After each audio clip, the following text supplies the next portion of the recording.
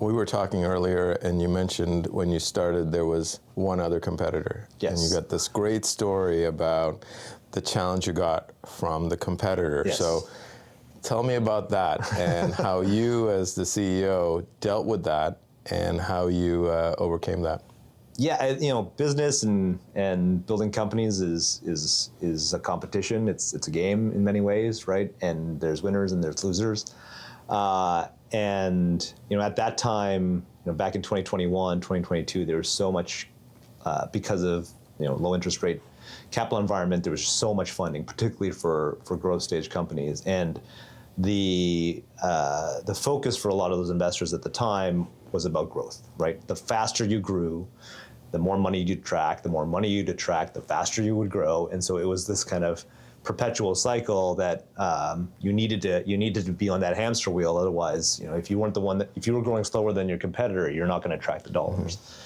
And so at the time, we had a competitor that they raised a bunch of money, we raised a bunch of money. They were launching markets, we were launching markets, and it was intense. It reminded me actually of my Uber Lyft days. Mm-hmm. Uber and Lyft, yeah. Intense competitors. From when I was at Eats, it was like us and Skip the Dishes. Like mm-hmm. That was like the real competition. And so I love it. It also just fuels the team. You want to make sure that they know that you're competing, and you kind of vilify the competitor. I hate them.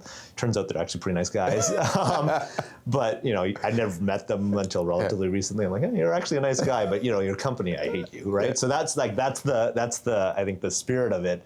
And so it was just a very intense competition. And they called us and they said, look, like we're going to launch in your market, like now or never. And they were bigger than us at the time. And they're like, if you don't sell to us today, this is your last chance, like we're gonna come and crush you.